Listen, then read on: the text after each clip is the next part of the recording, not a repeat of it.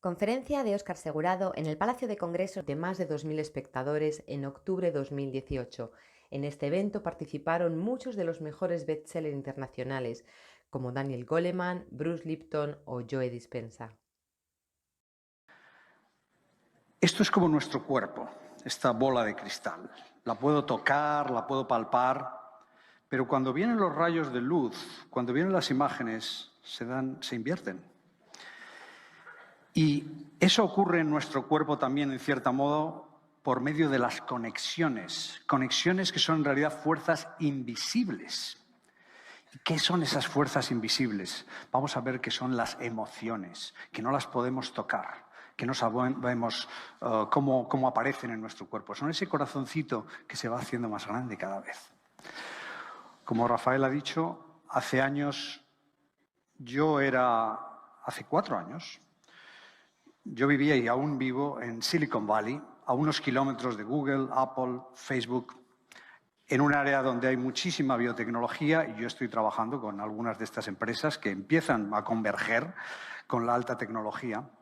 Y había llegado allí después de estudiar medicina en Salamanca, 6 años en Madrid, también en la Universidad de León, donde alcancé una titularidad como profesor de inmunología, 25 años trabajando en biotecnología, especialmente en el área de la inmunoterapia e inmunodiagnósticos en el cáncer y enfermedades autoinmunes. Y en el año 2014 me encontraba en lo más alto, en la cumbre de mi vida y profesional y familiar y emocional, pensaba. Pero un día de octubre del año 2014, esta bola de cristal se hizo añicos.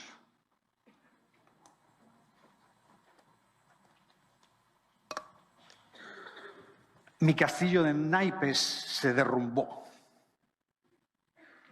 Tuve un terremoto espectacular. Mi hijo de 19 años, que acababa de empezar a estudiar en la Universidad de California, sufrió una gravísima crisis nerviosa que requirió atención médica. En ese momento vi que me tenía que poner rapidísimamente la mascarilla de oxígeno para ayudarle a él y para estabilizar a mi familia. Todo lo que había hecho durante esos 30 años, todo ese esfuerzo, prácticamente se había diluido.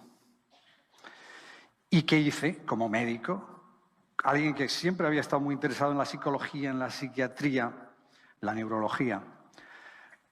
Me fui a mis libros, hablé con especialistas, hablé con expertos, hice todo lo que pude, hablé con sus médicos, los médicos de mi hijo, pero no fue suficiente.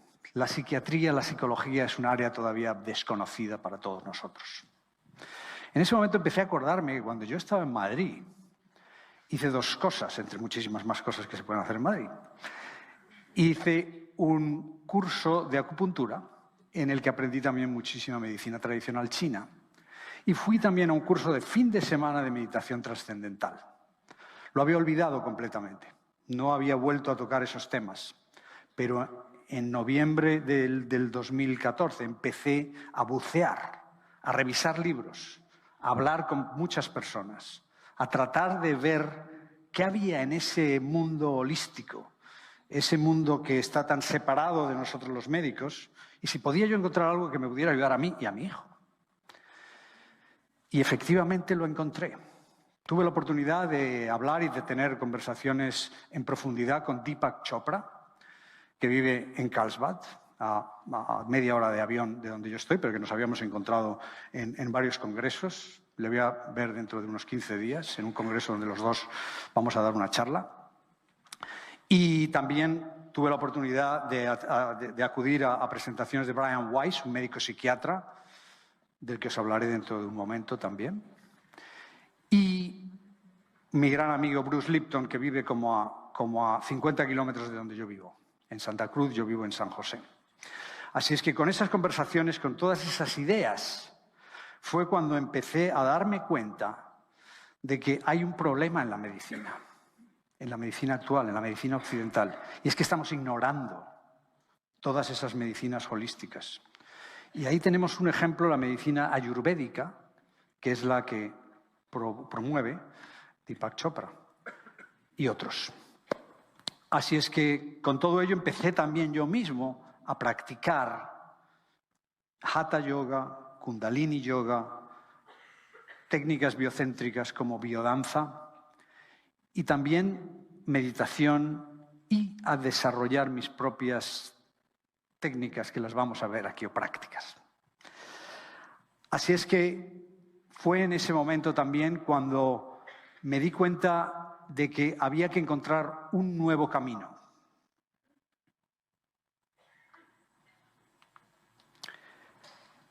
Y ese camino es lo que se ha denominado la tercera cultura. Hubo un libro que la describió perfectísimamente hace unos 10 o 15 años, en el que te hablan de que la primera cultura es la cultura occidental, también es la medicina occidental.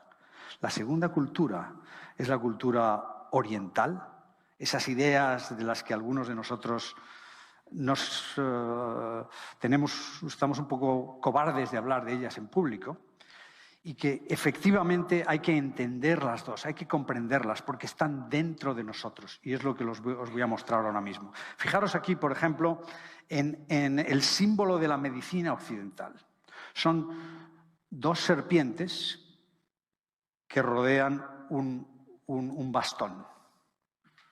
Fijaros cómo las ideas hindús de los centros de energía que están en el área del cráneo, es el área azul, el área del corazón, el área amarilla, y el área del vientre, que es la área del organismo. Esas tres áreas están comunicadas también por unos canales que se describieron hace miles de años y que son los 7 chakras en la medicina hindú, ayurvédica, y son los 12 meridianos en la medicina tradicional china. Por cierto, también tenemos esos canales de energía en la medicina occidental. Son el sistema nervioso autónomo, que tiene una especie de yin y yang, que son el sistema nervioso simpático y parasimpático. Y luego vamos a jugar con ellos, de hecho. Así es que, no solo eso, sino que cuando yo recordé, cuando estaba en el Hospital 12 de Octubre, en el Departamento de Neurología, por las mañanas veíamos a pacientes y yo medía la velocidad de conducción nerviosa para ver si había alguna inflamación o algún defecto en la transmisión de señales del cerebro.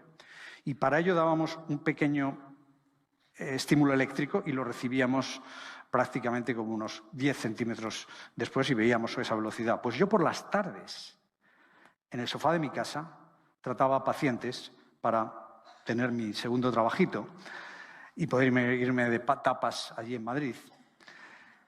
Y ahí lo que hacía era identificar los puntos de acupuntura con un detector de resistencia eléctrica que me decía dónde estaban esos puntos de acupuntura. ¿Cómo es posible que con la tecnología de hoy día, bueno, de hace casi 30 años, podamos detectar puntos que se describieron de manera empírica hace miles y miles de años? Cuando empecé a poner todo en conjunto, empecé a ver la importancia de los símbolos. Pensar que hace miles y miles de años no había libros, no había ninguna manera de comunicarse más que por medio de la palabra, de la danza y de los símbolos. Así es que empecé a investigar, entré dentro de la medicina ayurvédica, incluso recibí mis tratamientos y mis diagnósticos. Y ahí vais a ver cómo vamos a encontrar esa convergencia de los distintos tipos de aproximaciones a nuestro cuerpo y a nuestro alma.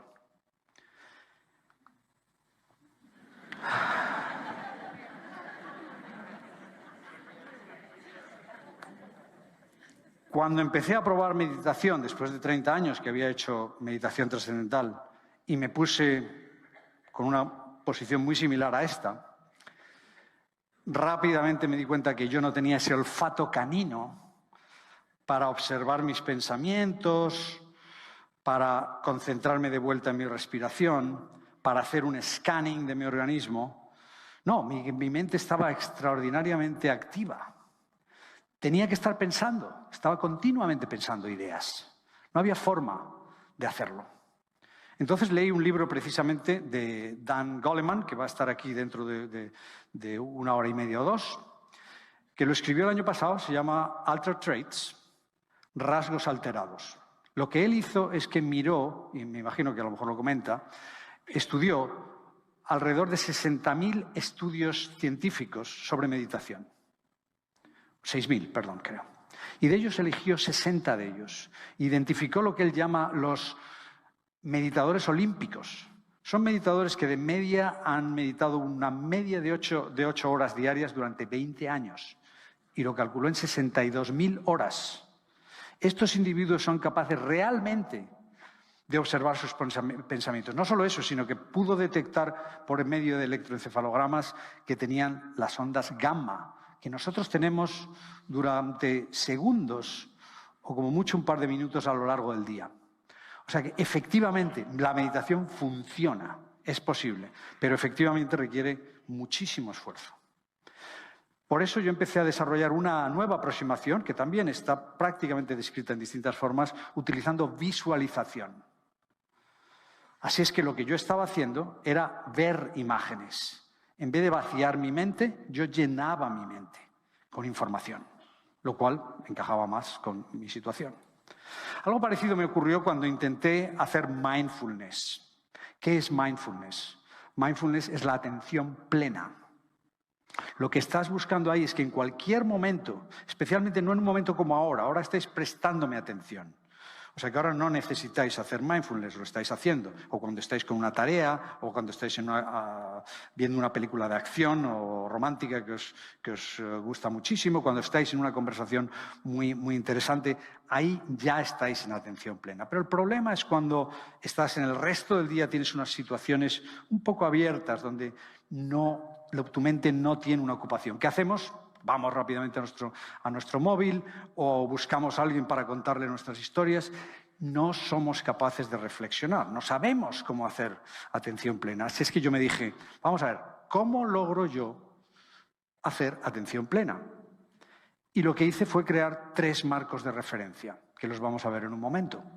De forma que, dependiendo de la situación en la que yo me encontrara durante el día, fuera capaz de activar uno de esos 3 marcos y de esa forma poder estar en el momento presente, en el ahora. Y seguro que muchísimos de vosotros habéis leído, como yo he leído, Eckhart Tolle o muchos otros autores budistas que han ido en esa dirección. Yo necesitaba algo más.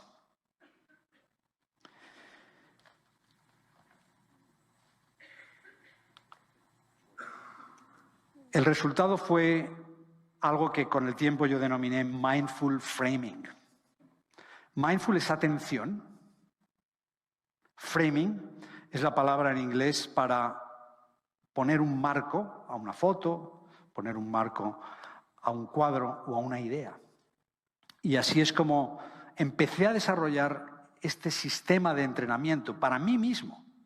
Sencillamente, empezaría como hará 2 años y medio, y poquito a poco irlo modulando y mejorando hasta que realmente me ayudó a la transformación de muchísimos aspectos en mi vida. Era el camino que yo necesitaba para llegar a la atención plena. Porque estaba distraído.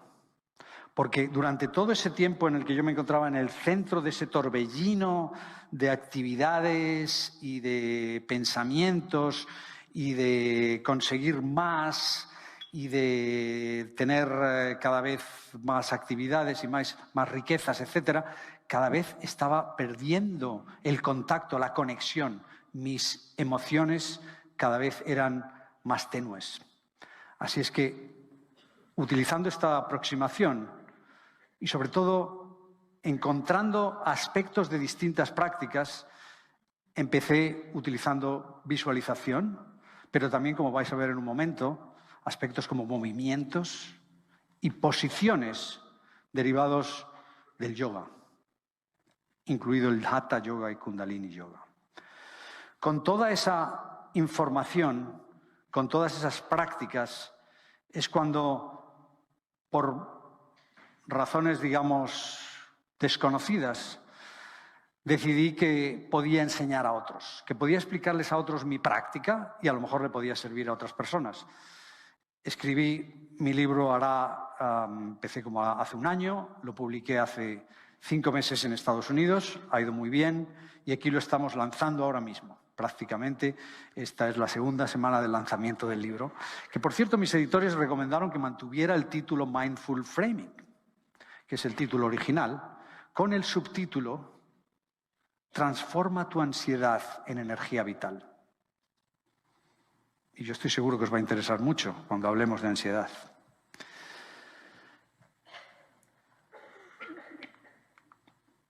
Esta es mi ecuación. 3 marcos de referencia más 5 elementos igual al bienestar físico, bienestar emocional y bienestar mental. Esos 3 tipos de bienestar son lo que yo defino como un estado base de felicidad. Porque la felicidad, tal como la entendemos muchas veces, tiene altibajos. Tienes momentos de mucha felicidad, momentos de poca felicidad, pero ¿por qué no buscar esa base, esa situación en la que nos encontremos bien sencillamente? El que no nos falte, el que no haya infelicidad en ninguno de los 3 aspectos, mental, físico, emocional.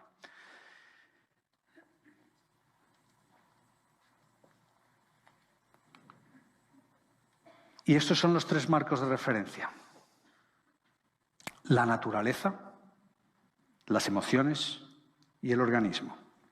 Cuando yo hablo de naturaleza, hablo algo más de la naturaleza como los paisajes preciosos que puede haber aquí en Valencia o en España o en muchísimos sitios del mundo. Estoy hablando del mundo natural, en contraposición con el mundo artificial que está invadiendo nuestras vidas. Hay que hacer todo lo posible por estar en contacto con ese mundo natural. Las emociones, he adoptado 100% la noción de Dan Goleman, la inteligencia emocional. Y os voy a dar mi perspectiva en ella. Y en el organismo, como médico, como neurocientífico, como inmunólogo, estoy un poco desviado en esa dirección, sobre todo de inmunología, el sistema nervioso y el sistema inmune. Así es lo que vamos a ver. Cuando estableces estos 3 marcos de referencia, lo que vas a ver es que vas a crear nuevas conexiones en el cerebro. Va a haber un nuevo cableado. Digamos que las neuronas están conectadas entre ellas de una forma, por medio de la sinapsis. El tener lo que se llama neuroplasticidad es crear una nueva conexión, nuevas conexiones. Y esto es posible a cualquier edad. Esto es posible a los 20, 30, 40, 50, 60, 70 años. A cualquier edad. Es espectacular. También hemos oído hablar, tanto Bruce Lipton como Joe esta mañana, de la epigenética. La epigenética, si esto es un gen, el gen es capaz de expresarse y producir una proteína. Obviamente el gen que expresa el color de mis ojos no lo puedo cambiar ya, pero hay muchísimos otros genes relacionados con la liberación de hormonas y neurotransmisores que sí se pueden apagar y encender. Y esto se puede practicar. Esto es la epigenética. Es que tenemos un interruptor un poco antes de la secuencia genética de ese gen que es capaz de enseñarle a activarse o a desactivarse. ¿Y cómo se hace esto? ¿Cómo logré yo? Y cómo sugiero a vosotros que lo hagáis. Con práctica, con rituales, con hábitos, con ceremonias, que al realizarse repetitivamente empiezan a crear ese nuevo cableado, esos nuevos cambios en las neuronas e incluso en los genes. O sea que es posible. Y lo que vais a ver que yo me distingo, porque yo soy nuevo en este campo. La primera vez que doy una charla de este tipo, a este nivel, yo he estado dando muchísimas charlas, pero siempre científicas y con un tipo de público totalmente diferente. Pero mi aproximación aquí es, si imaginamos que esto han sido unos conciertos por algunos de los mayores concertistas de piano del mundo, imaginaros que el piano es lo que las ponencias tan fabulosas que hemos estado escuchando. Yo soy un profesor de piano. Yo os voy a enseñar primero solfeo, que son las notas, para que luego podáis practicar piezas musicales cortitas y con el tiempo a lo mejor dar también un concierto. Ese es mi objetivo. Y eso es lo que yo creo que espero, poder conseguir en esta presentación. Y estos son los 5 elementos de la fórmula que os presenté hace un momento. Cuando mis colegas están empezando a ver esto o lo vean en el futuro, van a decir que tengo un problema. Y a lo mejor lo tengo, no lo sé. Posible. Gracias. Porque un médico hablando de la tierra, el fuego, el agua, el aire y el éter suena un poco raro.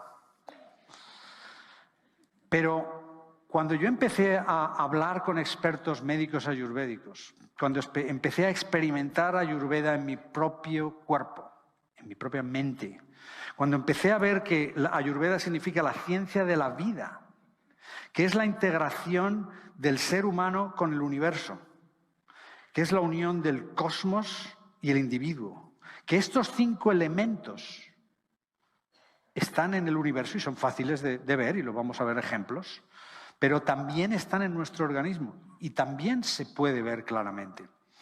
O sea que se pueden utilizar estos símbolos ancestrales de hace más de 5.000 años y se pueden combinar con la medicina actual. Esta es la tercera cultura. Esta es la manera en la que tenemos que todos aceptar a los demás y ver que lo que está ocurriendo ahora mismo en la medicina actual, que empezó hace 300 años con el método científico y cuando hubo un gran cataclismo, cuando hace 150 años se descubrieron los antibióticos, cuando fuimos capaces de curar enfermedades con las que fallecían millones y millones de personas, la gente empezó a decir, bueno, la medicina es sublime. Todo lo demás que se ha hecho durante los últimos 5.000 años, no, debemos eliminarlo, debemos olvidarlo. Y ahora la presión es muchísimo mayor. Yo lo estoy viviendo. Estoy viendo todo lo que se está consiguiendo en inmunoterapia, en inmunodiagnósticos, tratamiento del cáncer. Pero a pesar de todo, yo voy a seguir luchando por estos 5 símbolos.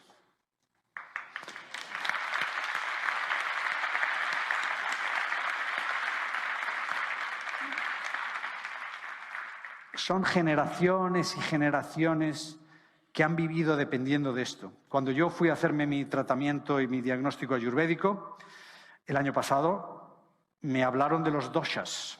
Los doshas es la combinación de agua y fuego, que es el pita, el aire y el éter, que es el pata, y luego la tierra y el agua.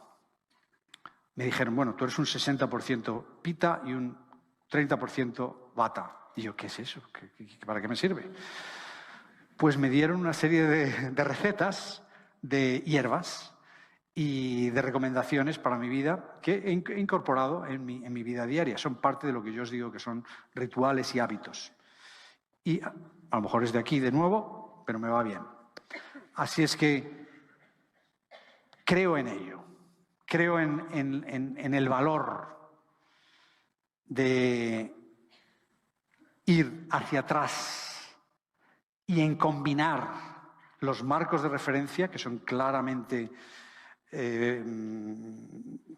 lógicos, como es la naturaleza, las emociones y el organismo, y los combiné con estas imágenes que surgieron de mi cerebro, de mis ideas, y que el gran dibujante Nicolas Lomprez las plasmó en estos dibujos, estas ilustraciones, que están disponibles para todos vosotros en nuestro website. ¿Cómo se utilizan estos marcos de referencia? Os voy a dar un ejemplo. Durante la mayoría del día vas a tener momentos, digamos, que no sabes qué hacer. Esos momentos de, qué aburrido estoy, ¿qué hago ahora? Mi recomendación es salir a la calle, o quedarte mirando una planta, o buscar dentro de lo que hay alrededor de nosotros lo que podría ser el mundo natural. Y de esa manera estás reemplazando esa serie de pensamientos circulares, repetitivos y negativos que nos están invadiendo cada día. ¿De qué nos serviría el marco de referencia emocional?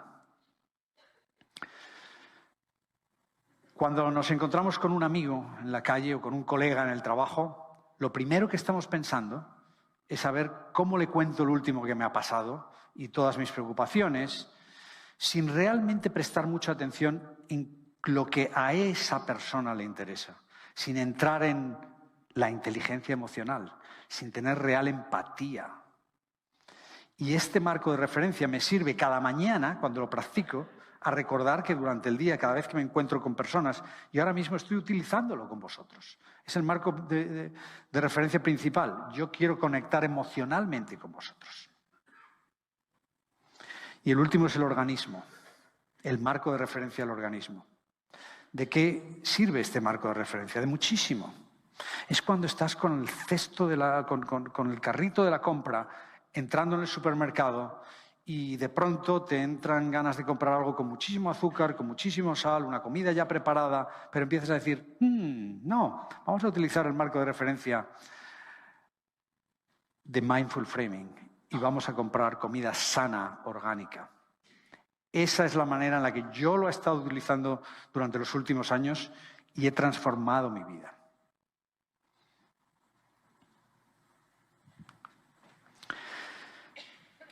Mi vida, efectivamente, el estilo de vida ha cambiado. Es una transformación, es una sugerencia que yo tengo. Yo soy mi propio conejillo de Indias, he tenido muchas personas en los últimos meses que han seguido esta aproximación y funciona, es el estilo de vida Neo-Chi. Chi es la palabra que se utiliza en Tai Chi, Qigong, es la energía vital. Neo es naturaleza, emociones y organismo. Y estos son mis 3 mandamientos. Y yo cada mañana rezo estos 3 mandamientos, por decirlo de alguna manera. Y crean en mí una forma de preparación para el resto del día. Y como lo hago cada día, están cambiando totalmente la manera en la que yo aproximo mi día a día. Y os voy a enseñar algo que no está todavía en mi libro, pero estará en el próximo. Son sencillamente algunos movimientos que yo realizo cada mañana y que los asocio con la visualización, que la vamos a ver en más detalle. Son movimientos que aprendí con el Guru Singh, un maestro de Kundalini Yoga, que cuando asistí a su taller de 3 días, lo repitió como 5 o 10 veces. Estos son los 3 movimientos con un movimiento adicional, adaptados al 100% de cómo él los hizo. El primer movimiento está relacionado con el saludo al sol en Kundalini, prácticamente el movimiento más importante. Es un movimiento en el que tomas la energía de la naturaleza, del sol, y la comunicas y te arraigas con la tierra. Este es el movimiento. Es el movimiento con el que yo conecto con la naturaleza. Es el momento en el que yo he visto que has levantado los brazos, pero lo vamos a hacer dentro de un momento también todos. Cuando entre en el... No, perfecto, ya verás cómo lo hacemos también. Has dado un muy buen ejemplo. y efectivamente, cuando lo estoy haciendo ese movimiento, estoy viendo toda la visualización asociada con la naturaleza, con el mundo natural. El segundo movimiento es el movimiento en el que desequilibro mi ego. Pierdo el equilibrio, pierdo esa protección que todos tenemos de nuestra identidad. Cuando estamos con alguien, intentamos decirle, bueno, pues este soy yo, esto es como tú debes de verme, esta es mi personalidad. Pues yo lo que hago es algo muy sencillo, también un movimiento de Kundalini Yoga. elevo mi rodilla al aire, pongo mis brazos alrededor de mi tórax y pierdo el equilibrio. Y entonces cada vez que me encuentro con alguien, incluso a veces debajo de una mesa levanto la pierna. Casi no lo nota. Y yo hablo menos, escucho más. Y el último es el organismo. Y en el organismo es un movimiento también de esos 4 movimientos que aprendí. Es el movimiento que viene de Hatha Yoga, que es el Guerrero 2, con una transformación en un arquero. Un movimiento de muchísima energía dentro de Kundalini. Y por cierto, Kundalini Yoga lo que hace es liberar y desbloquear los 7 chakras. Este es el movimiento original primero de Hatha Yoga, el Guerrero 2, que se transforma en un arco y luego agarrando una flecha, tensando la flecha, mirando una diana, y esa diana es el objetivo principal del día. Y soltando la flecha. Esa secuencia de 3 posiciones termina con esta posición. Es la posición de la recepción. Recibes los regalos, los frutos de todo lo que has hecho y de todo lo que has estado preparando en esa sesión. Y yo recomiendo 15 minutos para la práctica diarios de Mindful Framing, pero cuando a veces tengo prisa o tengo mucho que hacer, lo hago incluso en 2 minutos o en 1 minuto. Pero esas 4 posiciones, más otras 2 que os las voy a enseñar de preparación, las realizo todos los días y me preparan para todo.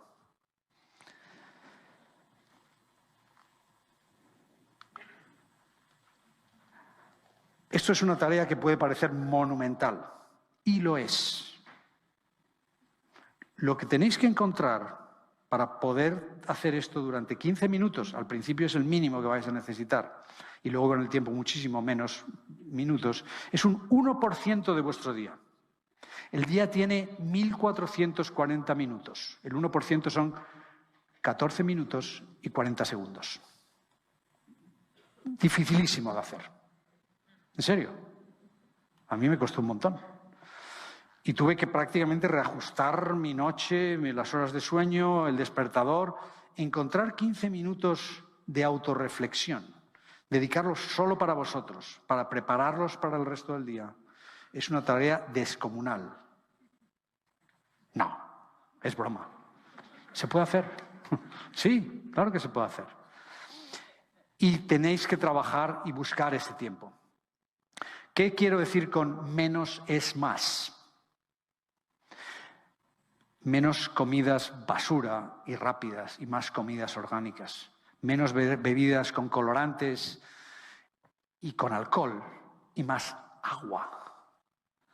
Menos distracciones y más tiempo para la reflexión. Menos gente tóxica y más tiempo con seres queridos.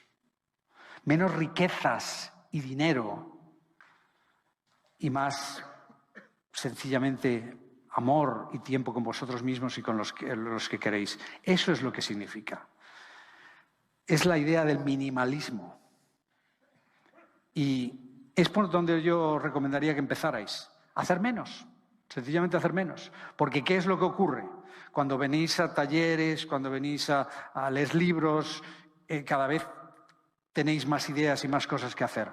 Yo empezaría por una lista de qué voy a eliminar de mi vida. Ese es el comienzo.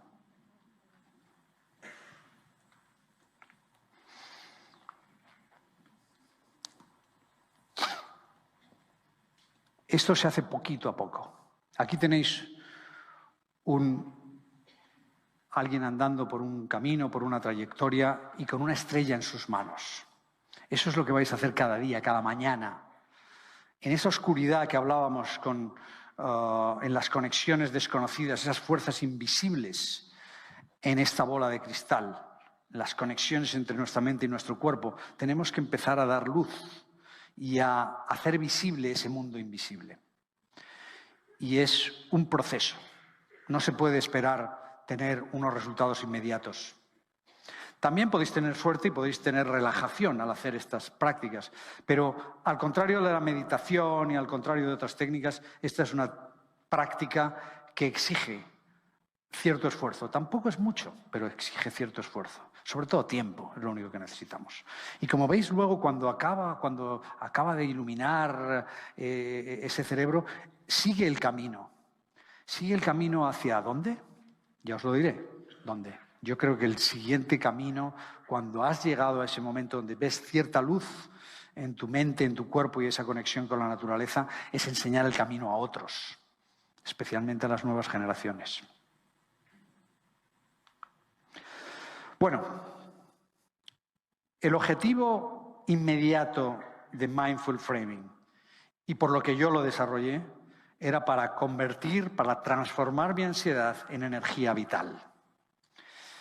¿Qué es la ansiedad? La ansiedad es toda la presión que tenemos del entorno, más nuestros pensamientos, que hacen una combinación explosiva. Lo que tenemos que hacer es controlarlos, es recibirlos, aceptarlos, ver lo que está realmente ocurriendo y luego intentarlos controlar. No es fácil, pero vamos a ver cómo se hace. Y de ahí se llega a la energía vital. ¿Por qué energía vital? Porque cuando tenemos ansiedad estamos desperdiciando energía. Es una energía que no va a ningún sitio. Son esos pensamientos que vienen y vuelven y que realmente no nos llevan a ninguna situación. No son positivos. Lo que tenemos que hacer es luchar contra ellos. Y una cosa que me ha ocurrido en muchas de estas presentaciones que he dado es que solo por mencionar la palabra ansiedad, muchos de vosotros vais a tener ansiedad ahora mismo. Me lo han dicho. En el momento en que oí esa palabra me empecé a poner nerviosísimo. Bueno, pues tengo un freno de emergencia. Y el freno de emergencia está basado en una posición de yoga llamada la posición cobra. Y lo voy a hacer ahora mismo y os sugiero que lo hagáis también conmigo, que os enderecéis un poquito en el asiento. No hace falta levantarse ni tampoco tumbarse y tener esta posición. Pero lo que vamos a hacer vamos a estimular el nervio vago. El nervio vago activa el sistema parasimpático, que es el sistema nervioso autónomo que activa la relajación y la digestión. Eso que veis allí, ese cuadrito, ese soy yo. Tengo hipertensión que se llama matutina, tomo medicación, pero a pesar de todo la tengo, como veis ahí, hipertensión estado 1. El día 14 de septiembre a las 7:28 de la mañana tenía una tensión diastólica del 138, diastólica 87 y una pulsaciones por minuto de 65. 7:28 de la mañana, unos segundos después, reduje la tensión arterial sistólica, diastólica y las pulsaciones alrededor de un 20%. Y eso lo hago todos los días. Yo es que no me lo creo. Y he mirado en el Google y no lo veo tampoco en ningún sitio. O sea que debe ser un bicho raro yo. Puede ser. Pero esto es lo que vamos a hacer ahora mismo.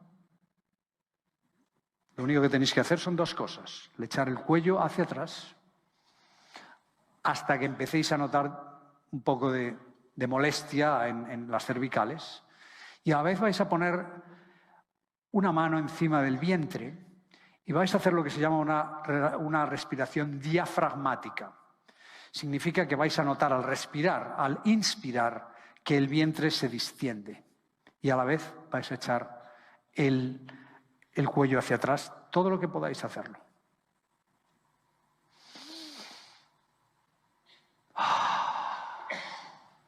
El suspiro es voluntario. A mí me encanta hacer el suspiro final, me deja... No sé si sirve, pero yo me siento bien. Entonces, esto, yo como no es imposible que os vea a todos, lo podéis hacer siempre que os apetezca mientras siga hablando de la ansiedad y la energía vital. ¿Ok? Pero funciona. Funciona.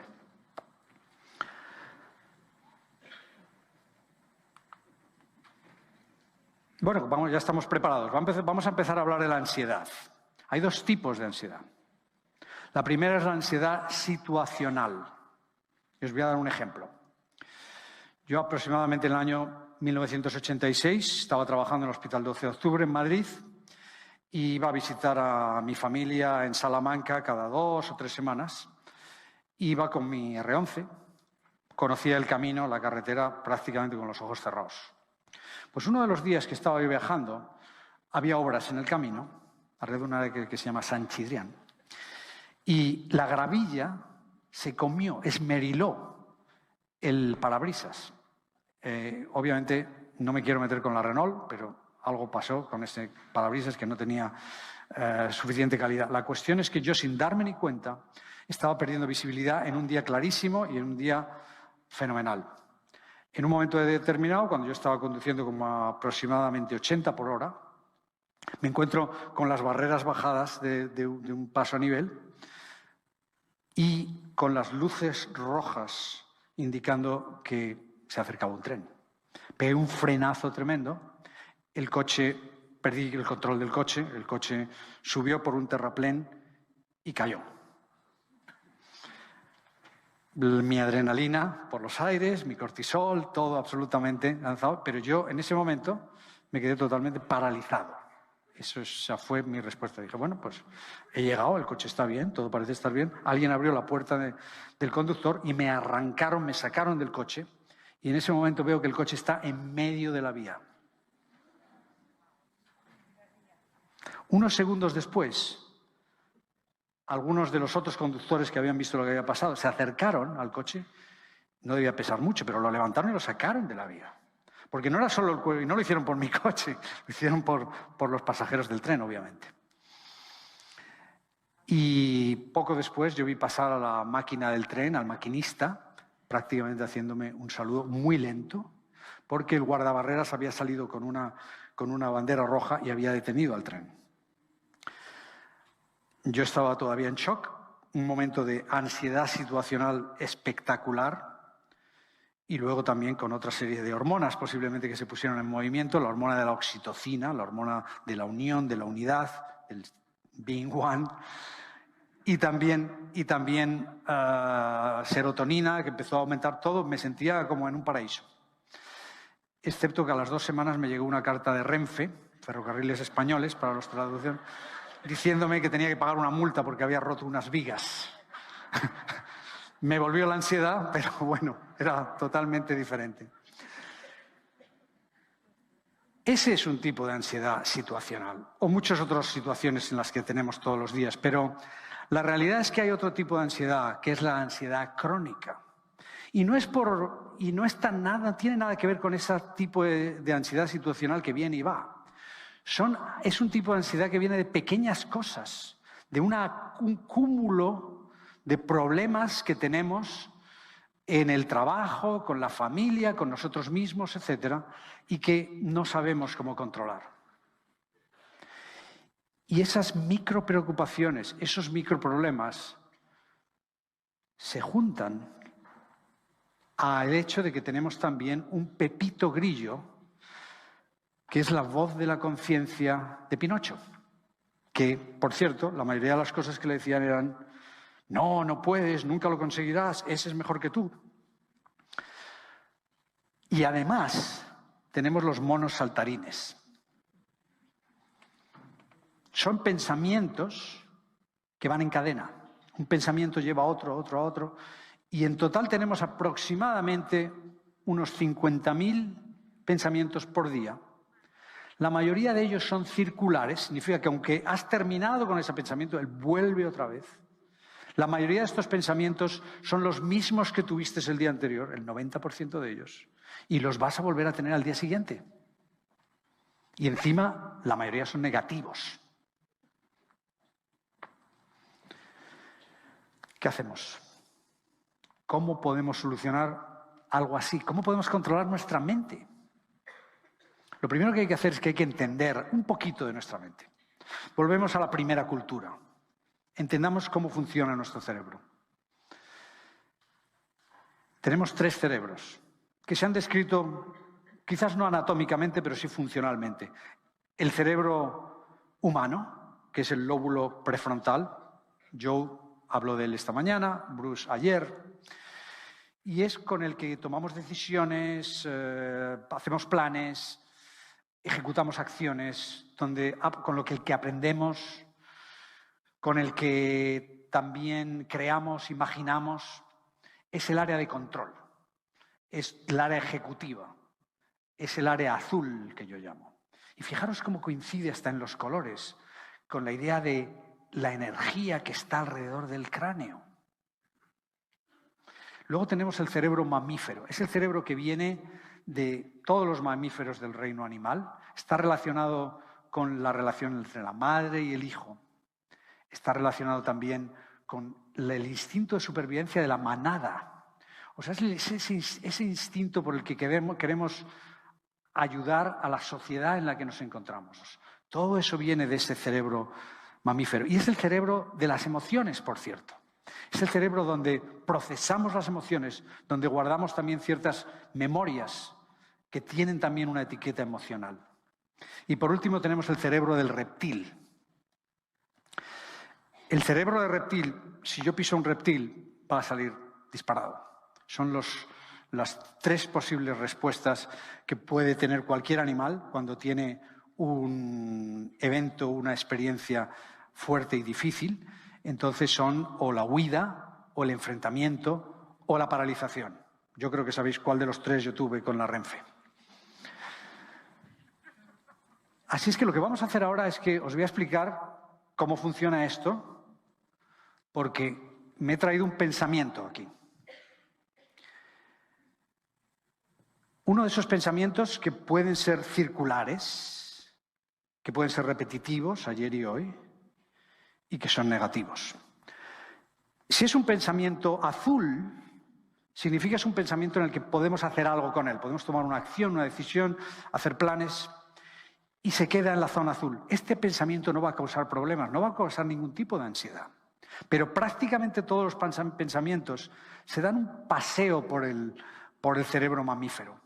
En principio es amarillo, es neutro. Dicen, bueno, vamos a ver si hay algo por aquí. Y puede ser que un pensamiento que sea totalmente azul tenga un recuerdo, una etiqueta de algo que ocurrió hace años o en nuestra niñez y empiece a causar ciertos problemas emocionales.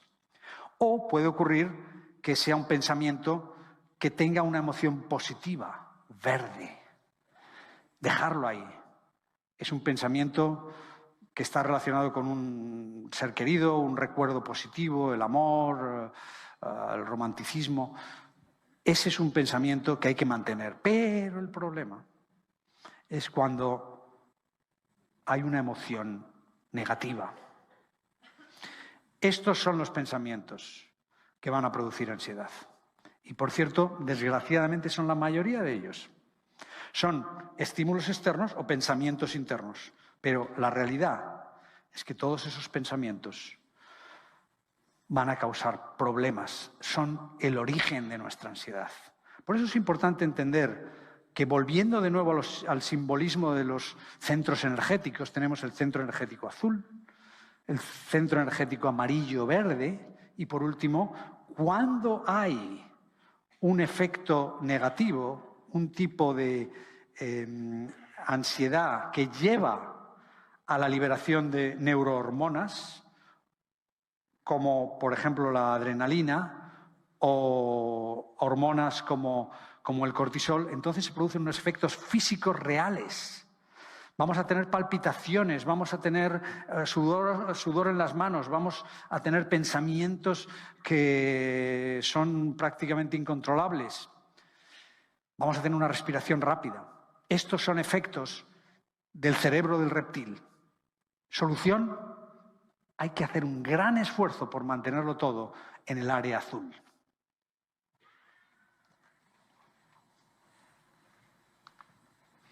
Sería ideal que tuviéramos un interruptor para poder hacer eso.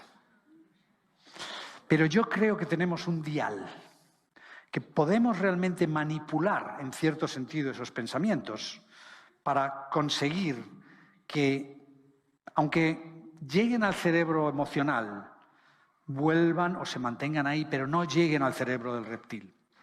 Eso es lo que tenemos que hacer. Ese es nuestro objetivo. Pero tampoco tenemos que llegar al otro extremo, de estar como este gato, prácticamente mirando absolutamente todo, todos observando todo lo que ocurre a nuestro alrededor y ver por dónde va a salir el ratón. No hay que exagerar. Es encontrar el término medio.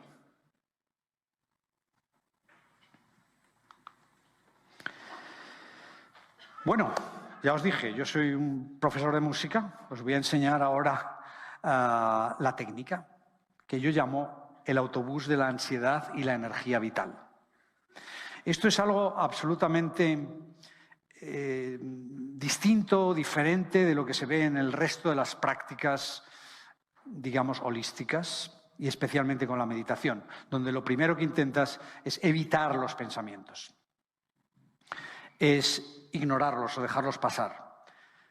En los primeros 3 minutos de la práctica de Mindful Framing, y con el tiempo puede ser menos tiempo, la idea es enfrentarnos a los problemas y las preocupaciones del día.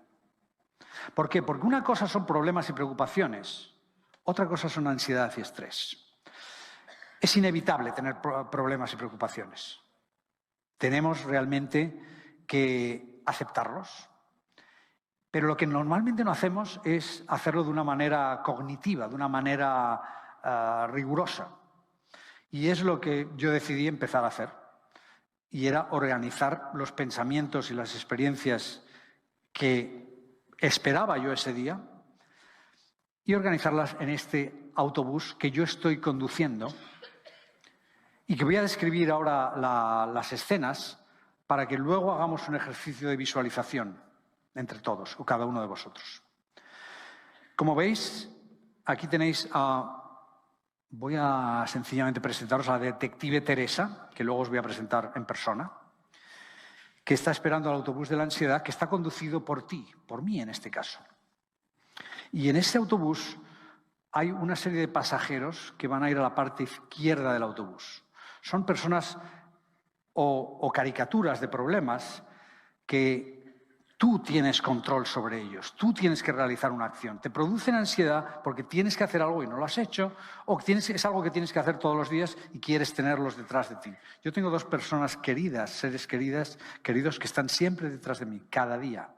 Porque no es que me produzcan ansiedad, pero yo sé que tengo que ocuparme de ellos. Luego tienes el pasillo del centro, donde estarían problemas, preocupaciones o caricaturas de problemas en los que no tienes ningún control. Por ejemplo, el fontanero que lleva 3 días sin venir a arreglar el baño. No puedes hacer nada. Tiene otras preocupaciones, pero te produce ansiedad, te produce problemas, pero lo pones allí. Está ahí en el pasillo. Está mirando a otro lado, está mirando al cielo, no le interesa nada de todos tus problemas. Pero luego tengo una parte en el autobús de la ansiedad y de la energía vital, que es la que me da energía. Y son las filas de la derecha. En estas filas de la derecha pongo a seres importantes, queridos. Incluso yo tengo allí una mesita como la que hay en los trenes, en los compartimentos de los trenes, donde están las personas que han fallecido en mi vida. Y esas personas son consejeros, son como un consejo de administración. Y a la vez pongo también personas importantes que me ayudan, que estabilizan ese autobús. Bien, pues ahora, y luego ese autobús, como veis, podéis ver allí la parte de la esquina, no se ve muy bien, ya dice energía vital. O sea que el autobús prácticamente se transforma en todas esas ansiedades y preocupaciones en un autobús de energía vital. ¿Qué ventaja tiene hacer esto? El que al tener todas tus ideas, todos estos problemas, preocupaciones controlados y organizados, no van a estar pululando en tu cabeza a lo largo del día. Incluso si surge un problema nuevo, yo le pongo en el autobús. Y a veces tengo que reconocerlo, lo siento decir esto, pero no voy a dar nombres ni apellidos, pero hay individuos determinados días que les saco del autobús. Les pongo en un remolque que parece una jaula. Pero luego todos desaparecen, dobla el autobús la esquina. Bueno, vamos a hacer ahora un ejercicio de visualización. Y primero, con los ojos abiertos, vais a ver cómo vais a verme cómo aprieto las manos, me aprieto a mí mismo las manos, pero vais a hacer una variación. Vais a mover una mano y poner una palma encima de la otra y el dedo pulgar en la otra palma. Al cerrarlo, vais a tener una impresión de que estáis como conduciendo un autobús. Vais a tener un volante en la mano. Bien, pues ahora vais a cerrar los ojos y yo voy a describir una escena y quiero ver qué tal sois capaces de visualizar lo que vamos a describir ahora.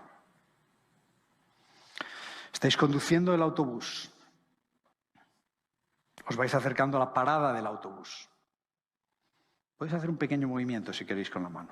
Mejor con los ojos cerrados. Veis a los pasajeros a lo lejos. El autobús se detiene y entre esos pasajeros hay una persona querida, muy importante en vuestra vida. Es esa persona que os estabiliza, que os gusta estar con ella. El autobús se detiene, se abren las puertas y veis a esa persona subir al autobús. La observáis, la saludáis, la decís hola. Podéis incluso mover la cabeza hacia un lado para saludarla. Esa persona va por el pasillo y se sienta en uno de los asientos de la derecha. Está sonriente. Mira hacia el exterior del autobús. Vosotros miráis al espejo retrovisor interior del autobús y veis a esa persona sentada. Entran otros pasajeros, pero eso no nos vamos a preocupar ahora. Pero ahora dais a un botón que es el autopiloto. Espero que se diga así en español. Y vos bajáis del autobús y veis cómo ese autobús se aleja, da la vuelta a la esquina y desaparece.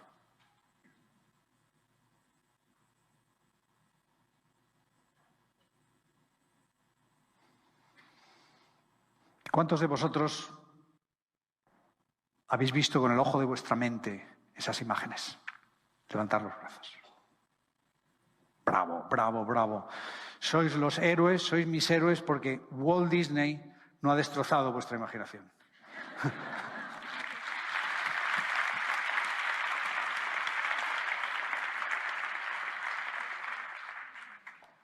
Obviamente el autobús de la ansiedad es algo más complejo porque vais poniendo a determinados pasajeros, pero al fin y al cabo ese es el objetivo. Bueno, vamos a cambiar de tema. En Mindful Framing hay cinco escenas de visualización. Una de ellas es el autobús de la ansiedad y la energía vital. La segunda escena es la potenciación de los sentidos. Y eso es muy importante porque nosotros vivimos en un mundo totalmente audiovisual. O sea, prácticamente todo lo que nos rodea está ya en esa dirección y cada vez va más. Así es que no vamos a practicar ese tipo de combinación de sentidos, pero es importantísimo. Obviamente tenemos la vista, el oído, el tacto, el gusto, el olfato. Podemos distinguir texturas, aromas, fragancias, sabores, colores. Pero lo que no hacemos muchas veces es reforzar esas posibilidades. Y un ejemplo es ahora mismo. Me estáis mirando a mí, ¿no? Pues me estáis viendo con lo que se llama una visión en túnel. Y poner así los brazos, las dos manos. Así es como me estáis viendo. Pero si empezáis a hacer un ligero movimiento con las manos y empezáis a moverla hacia los lados, podéis notar cómo con el rabillo del ojo estáis viendo esos dedos hasta casi 180 grados, al menos 120. Incluso si lo hacéis así, los podéis ver también en todas las direcciones. Sí, lo hacéis perfectamente. ¿Habéis practicado ya? Entonces, hay libros que describen únicamente dedicados a esto, a la práctica de la visión en ángulo. Vamos a hacer otra combinación de dos sentidos que se utilizan muy poquito, que es en combinación, que son el sentido del tacto y del oído. Hay dos zonas en el cuerpo que tienen muchísimas terminales nerviosas sensitivas, son las yemas de los dedos y los lóbulos de las orejas. Me voy a quedar en silencio en un momento, pero si con las yemas de los dedos tocáis los lóbulos de las orejas y cuando yo me quede en silencio oís ese rozamiento, intentar reconocer las 8 sensaciones de los dedos y los lóbulos, más el sonido que viene en el oído derecho e izquierdo, son en total 10 sensaciones diferentes.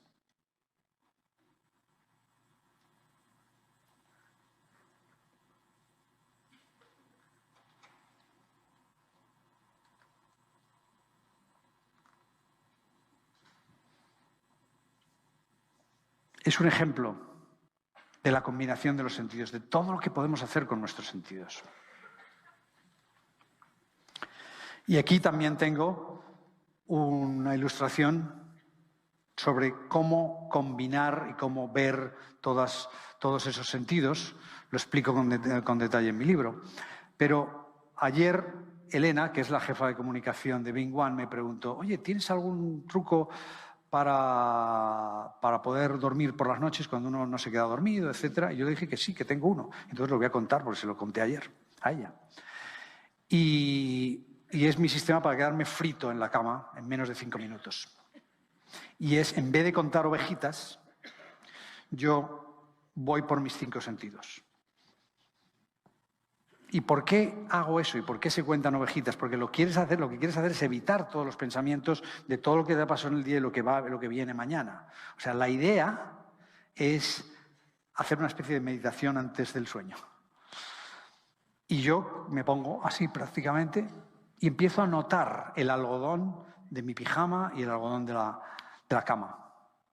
Y en ese momento también empiezo a pensar en campos de algodón. Luego, al hacer un pequeño movimiento con mis oídos, empiezo a notar el rozamiento con la almohada. Ahí estoy escuchando algo. La pasta de dientes y con ese sabor de menta me sirve para el sabor. Para el olor, yo me echo todas las noches unas gotitas ayurvédicas que se llaman Nasya Oil, con aceite de sésamo, y ese olor prácticamente me queda ahí todavía. Y luego alguien me pregunta, bueno, ¿y qué haces con los ojos? Porque tienes que tener los ojos cerrados, ¿no? ¿Qué haces con la vista? Miro la parte de atrás de mis párpados.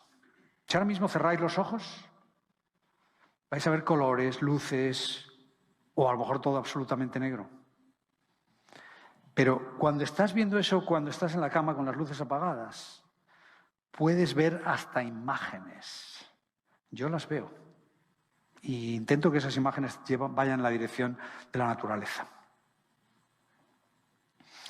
Son ideas de cómo reforzar los sentidos. ¿Por qué es importante? ¿Por qué la segunda escena de Mindful Framing son los sentidos? Porque lo que queremos es realmente utilizarlos con la mayor potencia posible en la naturaleza. Y es en la naturaleza donde yo juego con mis sentidos y me lo paso fenomenal, como un director de cine. Coloreo los árboles, porque el árbol, como habéis visto en mis imágenes, es el centro de la naturaleza. Es realmente la referencia.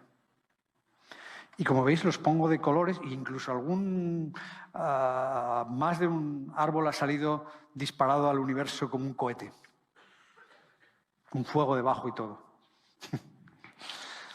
Y luego también utilizo cosas prácticas como moverme alrededor de una planta y al moverme utilizo mis 3 dimensiones, las 3 dimensiones de mis ojos, de mi vista. Estoy un poco lejos del sistema. Bien. Bueno, el problema que tenemos está claro. Estamos totalmente bombardeados por todo tipo de sistemas audiovisuales. La realidad virtual ya es un hecho y la inteligencia artificial va a una velocidad absolutamente descomunal.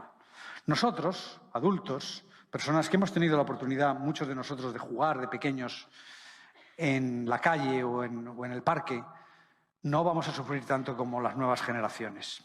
Tenemos que hacer todo lo posible por ayudarles, porque vean cómo existe un mundo natural más allá de ese mundo artificial.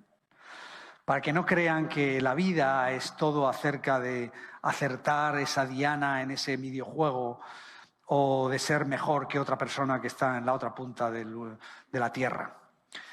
Que es divertidísimo, que por cierto, cada vez que consigues un like en Facebook o que ganas puntos en esos videojuegos, los niños reciben una dosis de dopamina. ¿Y qué es la dopamina? Es la hormona de la recompensa. Y quieren más. Y va a ser más y más difícil sacarles de ese círculo vicioso. Por eso tenemos que ayudarles y hay que salir a la calle. Hay que ayudarles a entender cómo funciona la naturaleza. Y eso es lo que yo llamo el mundo natural, en contraposición con ese mundo artificial. Y el mundo natural es todo lo que hay alrededor nuestro, incluso las fibras sintéticas. Este suelo así un poquito como de plástico, si uno lo piensa bien, es un polímero que viene del petróleo, y el petróleo es una sustancia orgánica. O sea que todo lo que hay alrededor nuestro, en el fondo, con distintas formas, es en cierto modo natural. Hay que ver esa naturaleza alrededor de nosotros. Obviamente, una planta, los árboles en la calle, en el parque, es lo más ideal de todo. Pero en la naturaleza es también donde encontramos ese espacio azul. Es donde encontramos que nuestra mente va a poder trabajar al máximo. Así es que cuando yo tengo un problema, cuando yo tengo que solucionar algo, en vez de quedarme encorvado, preocupado, lo que hago es estirarme y salir a la calle. Y dejar que mi mente trabaje. Dejar que, incluso sin pensar en el problema como tal, la mente va a empezar a utilizar todo lo que viene de la naturaleza y va a empezar a encontrar soluciones. Nos va a calmar. En la naturaleza encontramos muchos ejemplos de la mejor filosofía y valores éticos que podemos pensar. En la naturaleza encontramos ejemplos de crecimiento, de adaptación, de diversidad, de equilibrio, de resiliencia y sobre todo de paciencia. Los árboles viven entre 80 y 100 años. Y los árboles reciben cantidad de estímulos de la naturaleza, del tiempo, frío, viento, tempestades, sequías, pero ahí están, resisten. Es importante que utilicemos la naturaleza para controlar y sencillamente evitar todos esos pensamientos circulares, repetitivos y negativos. Es casi imposible, cuando uno realmente está conectando con la naturaleza, tener todos esos pensamientos. Los estamos reemplazando. O sea que la idea de mindful framing, la idea que os estoy comunicando, el estilo de vida Neo-Chi, es acerca de reemplazar, no luchar contra algo que es muy difícil de luchar. Esos pensamientos van a seguir apareciendo, pero con el tiempo van a reducirse. ¿Y qué vemos en la naturaleza? Lo primero que vemos son formas. La forma de las raíces, de los troncos, de las ramas. Eso es la tierra. Es la tierra de las tradiciones de toda la vida, donde realmente no tenían otro tipo de información, tenían que mirar alrededor de ellos. Luego tenemos el fuego. ¿Qué es el fuego? Todos hablamos ahora de la última generación de placas solares.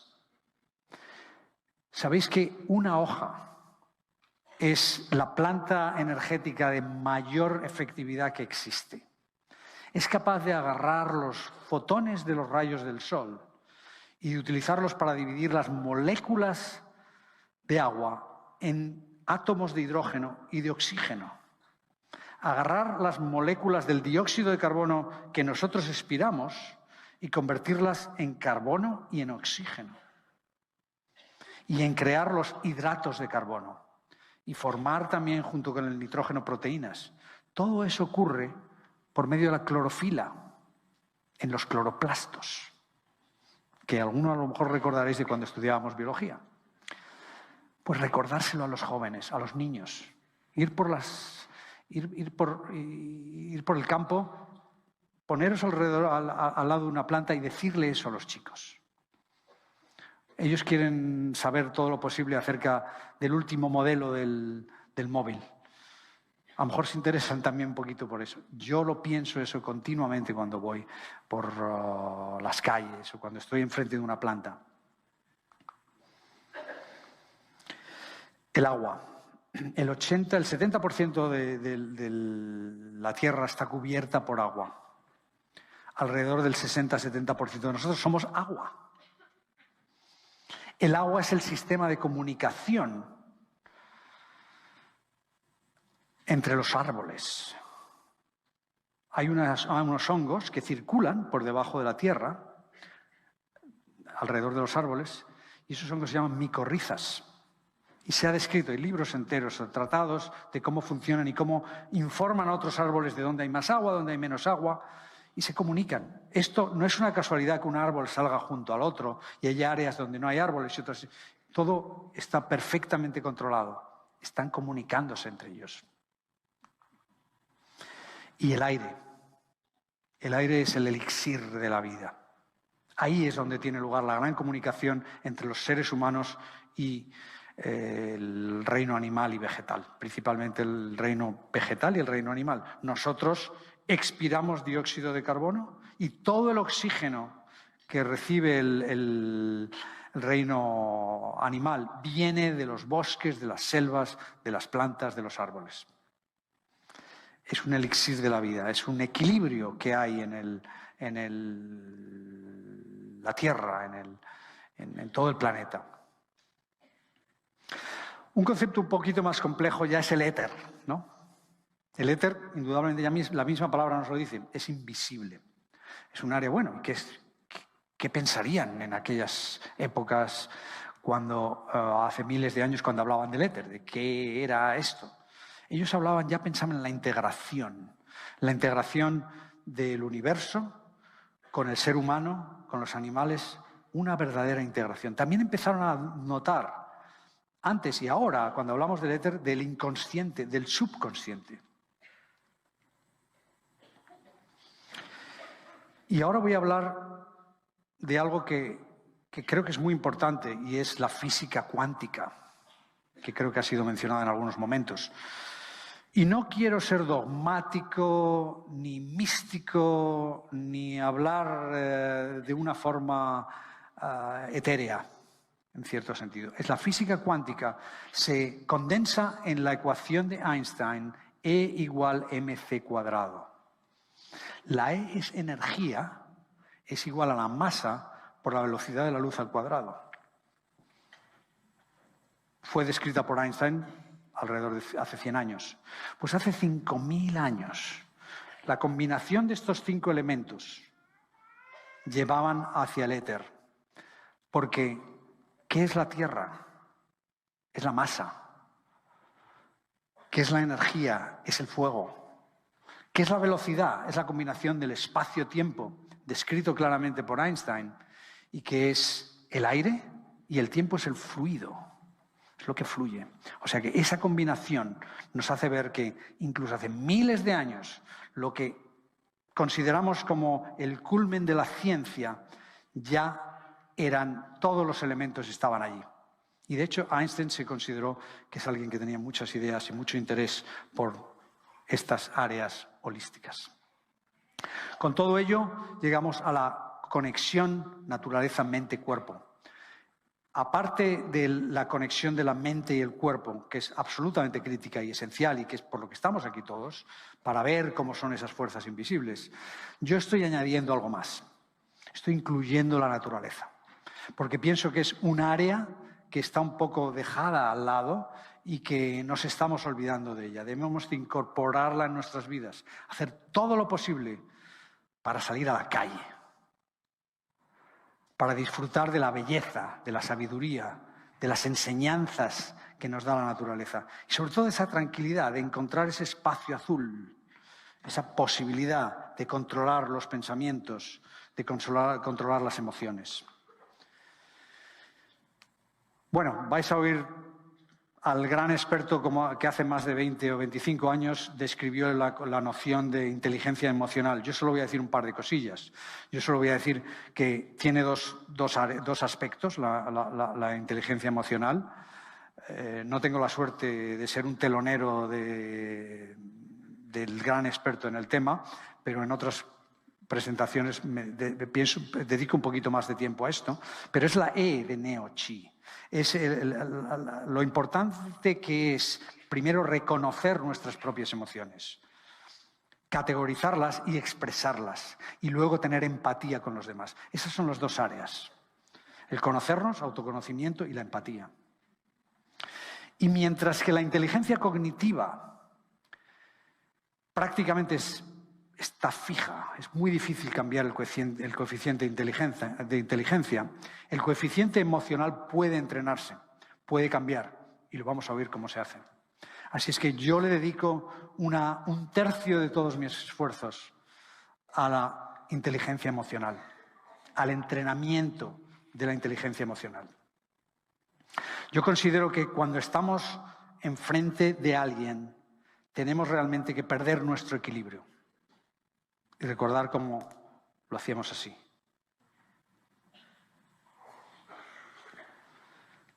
Y cómo pensamos que hay una relación entre la persona que tenemos delante de nosotros en la que hay como una interacción, es como un pegamento social que nos une. Está ahí. Los bebés sonríen cuando ven a sus mamás. Y también hay algo que me llamó mucho la atención cuando empecé a estudiar este tema. Son un tipo de hormonas que se llaman las neuronas espejo. Se describieron en los años 90 y son las hormonas que cuando ves una película de Hollywood, una película con un final feliz y cuando tienes varios actores con unas carantoñas especiales, te hacen llorar, te hacen prácticamente sentir lo mismo que el protagonista de la película. Te hacen entrar en esa película. Son también las hormonas, por cierto, que se utilizan en Facebook y en los supermercados para hacernos comprar y ver los anuncios que en realidad no nos interesan. Es el neuromarketing, que está basado en este tipo de neuronas. Luego también hay algo muy importante aquí, y es que tenéis que pensar si en algún momento habéis tenido situaciones de ese tipo. Os voy a contar una de ellas que yo pasé. Cuando tuve la oportunidad de hablar con el médico psiquiatra Brian Weiss, que tuvo una paciente con un problema psiquiátrico muy importante, descubrió que prácticamente lo único que le ayudaba era recordar y expresarle a él en su sillón de psicoterapia las ideas que ella había tenido y las sensaciones y emociones que ella tenía de personas que habían fallecido, que habían muerto hace cientos y miles de años. Lo que se llama regresión. Me pareció tan fascinante que hablé con él y le dije, ¿hay alguien en el área de San Francisco que podría hacer una regresión? Con la que yo podría hacer una regresión. Y me dijo, sí, me dio una dirección. Y hablé con una especialista y hice varias de estas regresiones. Estas regresiones no son verdaderas hipnosis, porque tú te das cuenta de lo que está pasando, pero esas neuronas espejo están diciéndote cosas, están mostrándote imágenes, emociones. Os voy a contar una de esas regresiones. Yo soy un pescador, aproximadamente en el año 1400, en las costas de Irlanda, y vivo con mi familia. Y mi pasión es la pesca. Mi pasión es salir al mar. Un día en la que veía que había un poquito de tormentas, salí con mi pesquero. Y empecé a alejarme de la costa. En un momento determinado empecé a darme cuenta, yo lo estaba viviendo, es lo que os estoy contando. La tormenta era tan fuerte que ya me di cuenta que era imposible volver a la costa, volver a casa. Era imposible. Recuerdo mis sandalias con regueros de agua, recuerdo el frío, recuerdo el viento en mi cara, recuerdo la sal en mis labios y recuerdo la emoción de pensar que había dejado a mi familia por mi pasión por la pesca.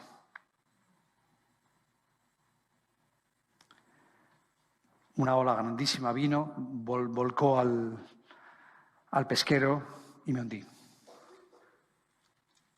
Yo en ese momento noté todo, estaba viviéndolo. Eran las neuronas espejo en total acción.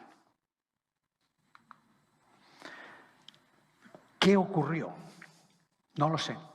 Yo, de nuevo, sigo teniendo mi mente muy rigurosa y científica y pienso que quizás fueran ideas relacionadas con mi propia vida, con el hecho de que yo estaba pasando, como os comenté, una situación también difícil donde yo había ido quizás demasiado lejos en mi carrera y efectivamente era en el sistema límbico, quizás, que estaba enviándome unas señales, que es el sistema que procesa las emociones, o el hipotálamo, que es un área que recuerda, que tiene memorias. No lo sé. Pero lo cierto es que hay ejemplos de regresiones donde hay niños de 6, 7 años que son capaces de describir con total detalle personas que ellos están viendo y cómo esas historias han comprobado que son reales. Yo no tengo ninguna forma de comprobar si ese pescador existió y tuve otras regresiones. O sea que sencillamente lo considero un experimento neurológico interesante. También es importante pensar que cuando hablamos de las emociones y de hacer ejercicios como el que yo hice o prácticas de este tipo, también hay otra manera de entender nuestro sistema emocional y es reconocer cómo reaccionamos, cómo nuestro cuerpo reacciona a esos señales rojas, a esas hormonas y cómo bien tienes mariposas en el estómago o tienes una palpitación o manos sudorosas. Hay que intentar conocer esas señales que te están diciendo cómo es tu aspecto emocional. Yo creo que eso lo va a describir mucho mejor Daniel que yo. Así es que tengo también la parafernalia de ilustraciones alrededor del sistema o del árbol emocional o del área emocional. Y aquí, ahora voy a empezar a sonar un poquito como la Madre Teresa o como el Dalai Lama, pero yo creo que la tierra, las raíces de nuestra personalidad y nuestro carácter son el amor, la compasión y la gratitud.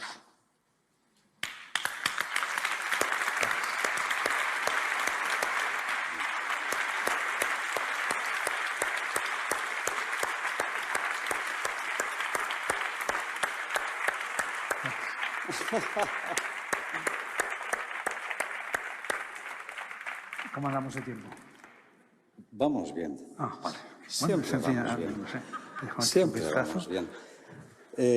Sí, tengo unos minutos. Quería hacer un pequeño comentario. Es mucho mejor que yo. Gracias. Gracias. He disfrutado mucho de la charla. Gracias.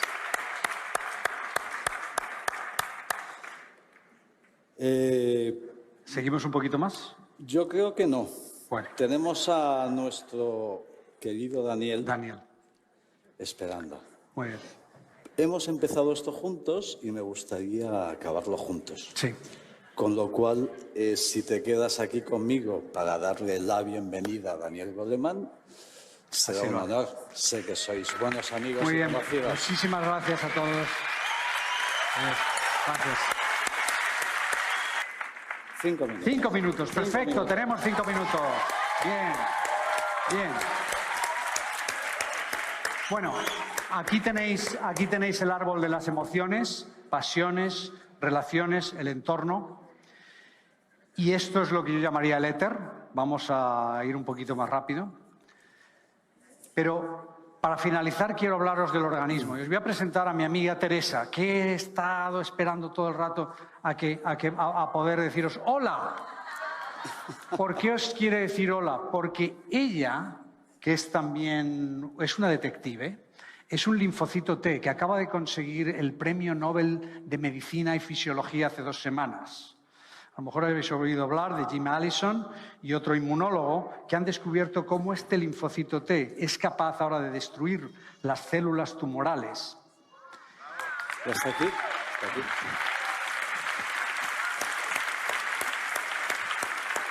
Gracias a un medicamento que lo llevan varias empresas farmacéuticas, lo siento, es así, la realidad, que trabajan en el área de biotecnología. Bueno, pues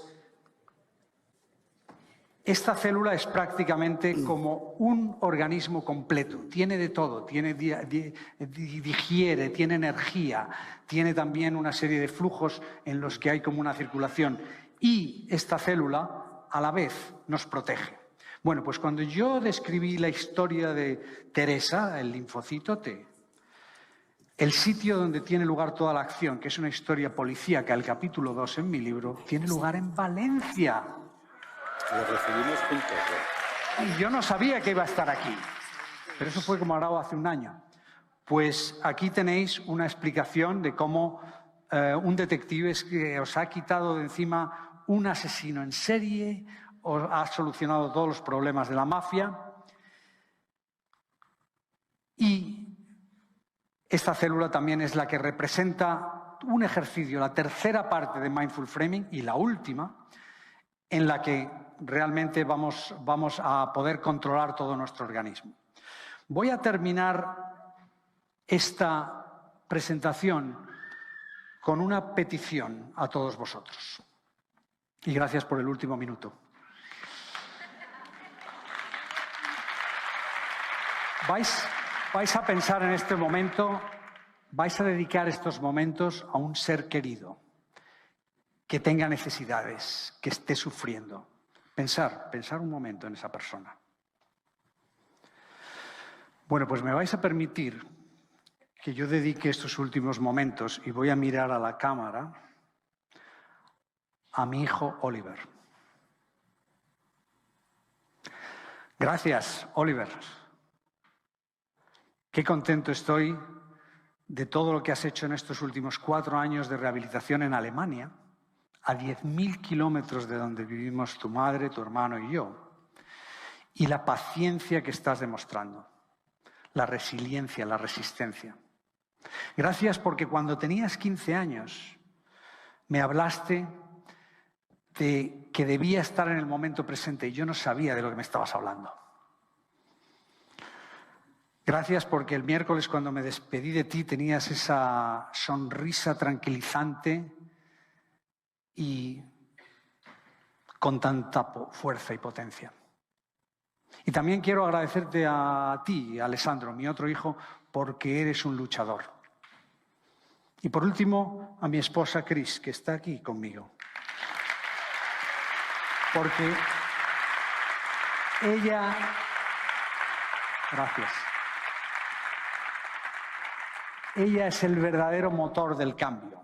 Ella es mi heroína, mi realmente referencia para hacer esa transformación de una mente científica y rigurosa en una mente emocional y flexible. Gracias a todas, gracias a todos.